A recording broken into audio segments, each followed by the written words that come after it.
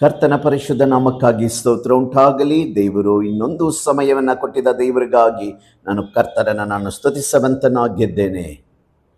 ಇವತ್ತಿನ ದೇವರ ಸಂದೇಶ ಗುಪ್ತ ಪ್ರಾರ್ಥನೆಯ ಶಕ್ತಿ, the power of prayer, secret prayer.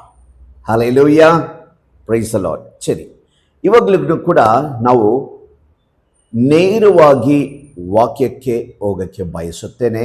ಇವತ್ತು ಧ್ಯಾನಕ್ಕಾಗಿ ತೆಗೆಯಲ್ಪಡುವ ವೇದವಾಕ್ಯ ಮತ್ತೇಯು ಬರೆದ ಪುಸ್ತಕ 6ನೇ ಅಧ್ಯಾಯ 6ನೇ ವಾಕ್ಯವನ್ನ ನಾವು ಓದೋಣ.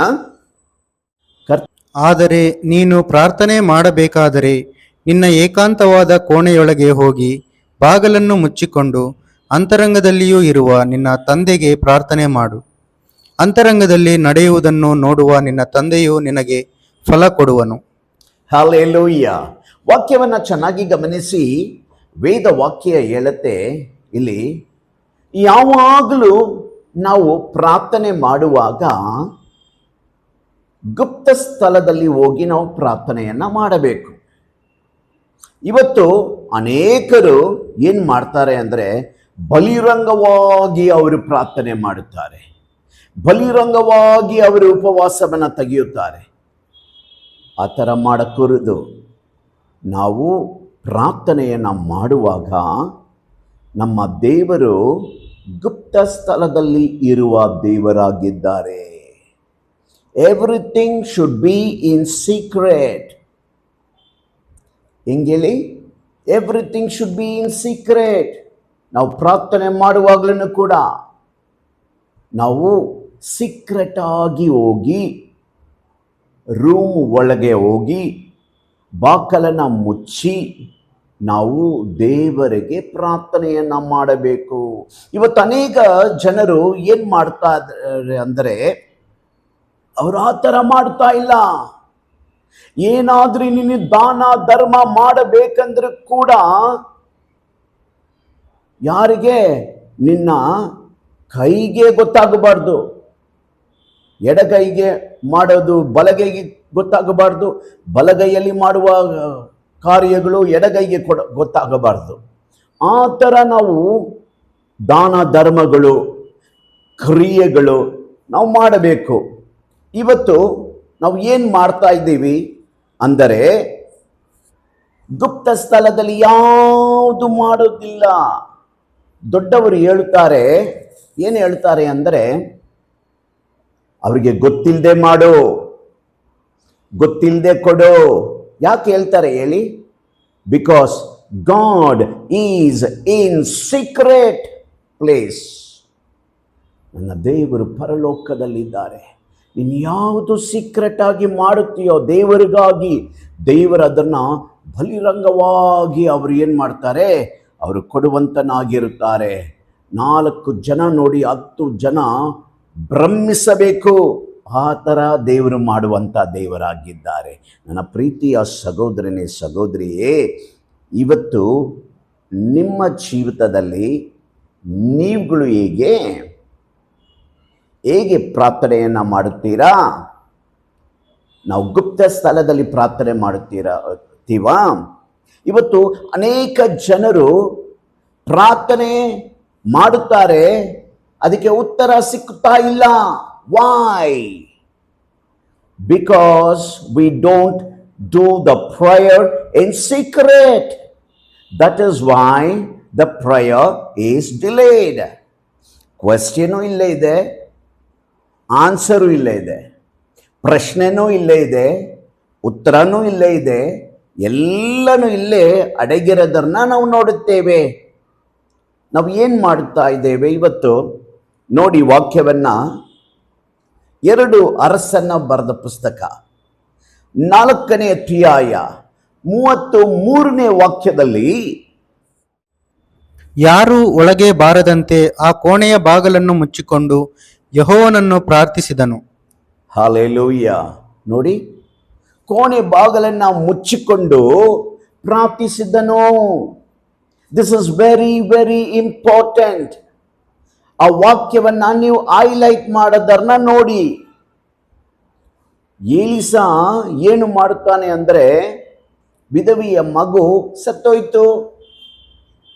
ಆಗ ಅವನು ಎಲಿಸಾ ಏನು ಮಾಡ್ತಾನೆ, ಅವರ ಮನೆಗೆ ಬರುವಾಗ ಸತ್ತೋಗಿರೋ ಮಗುನ ನೋಡಿ ಅವನು ಏನು ಮಾಡುತ್ತಾನೆ, ಬಾಕಲನ್ನು ಮುಚ್ಚಿ ಅವನು ದೇವರ ಹತ್ರ ಪ್ರಾರ್ಥನೆ ಮಾಡುವಾಗ ಹೋಗಿರುವ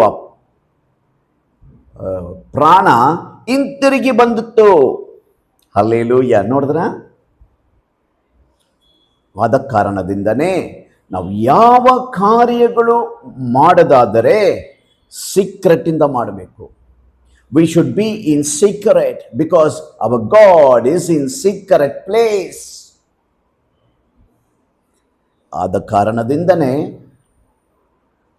ನಾವು ಯಾವ ಕಾರ್ಯಗಳು ಮಾಡುವಾಗ ಗುಪ್ತ ಸ್ಥಳದಲ್ಲಿ ಮಾಡಕ್ಕೆ ಕಲಿಯಿರಿ. ಇದುವರೆಗೂ ಮಾಡಿಲ್ಲ, ಇನ್ನು ಮೇಲೆ ಆದರೆ ನೀವು ಏನು ಮಾಡಬೇಕು, ಗುಪ್ತ ಸ್ಥಳದಲ್ಲಿ ಇದ್ದು ನೀವು ಪ್ರಾರ್ಥನೆ ಮಾಡೋದನ್ನ ನೀವು ಕಲಿಯಬೇಕು.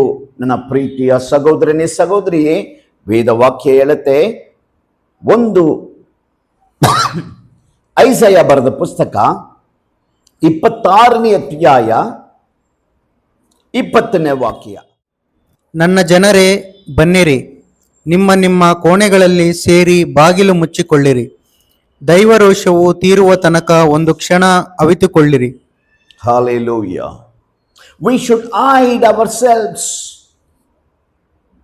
ಒಂದು 2-3 ವರ್ಷ 6 ವರ್ಷ ಹಿಂದೆ ಏನು ನಡೀತು ಹೇಳಿ? ಒಂದು ಘಟನೆ ನಡೀತು. ಏನು ನಡೀತು ಹೇಳಿ? ಕೊರೋನಾ ಬಂತಲ್ಲ ನಮಗೆ. ಕೊರೋನಾದಲ್ಲಿ ಎಷ್ಟು ಜನ ಸತ್ತರು. ಆದರೆ ಗೌರ್ಮೆಂಟ್ ಏನು ಮಾಡಿದ್ರು ಹೇಳಿ?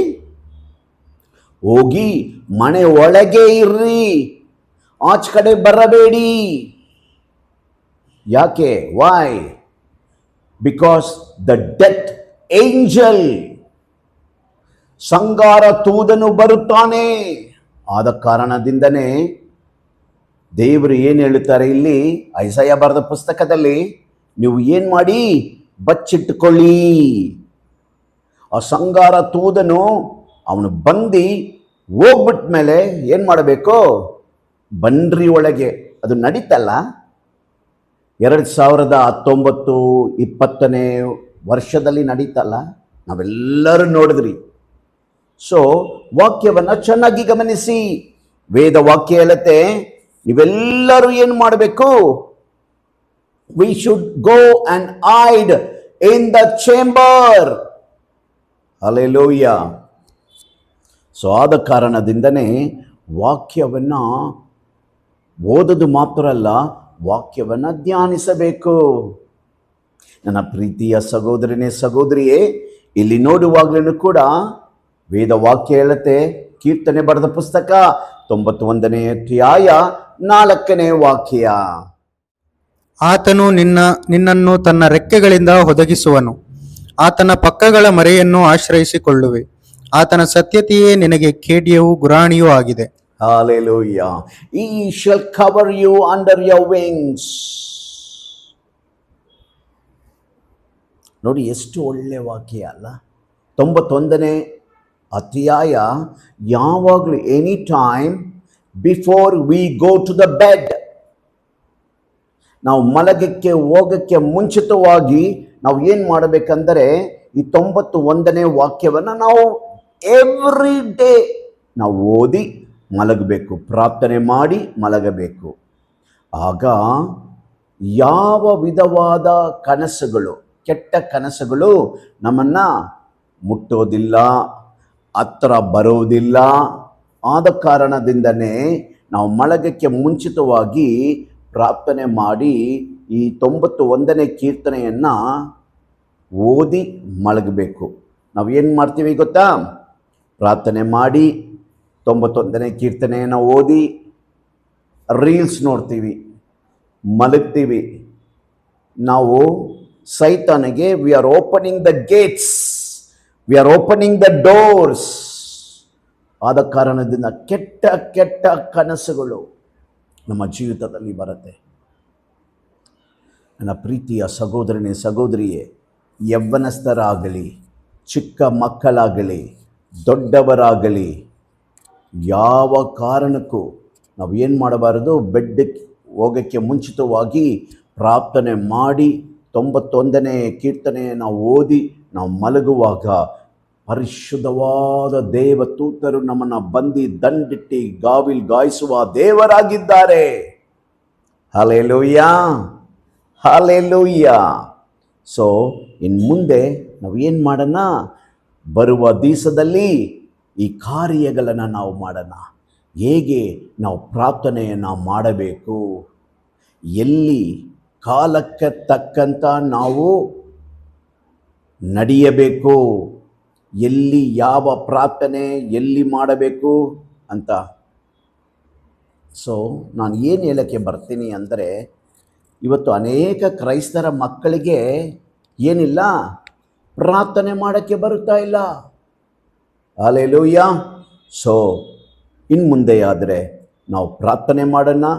ದೇವ್ರ ದಾಮೆ ಈ ವಾಕ್ಯವನ್ನು ಆಶೀರ್ವಾದ ಮಾಡಲಿ. ಆಮೇನ್. ಈ ವಾಕ್ಯ ನಿಮಗೆ ಆಶೀರ್ವಾದಕರವಾಗಿದ್ದರೆ ಲೈಕ್ ಮಾಡಿ, ಶೇರ್ ಮಾಡಿ, ಸಬ್ಸ್ಕ್ರೈಬ್ ಮಾಡಿ. May God bless you. Amen.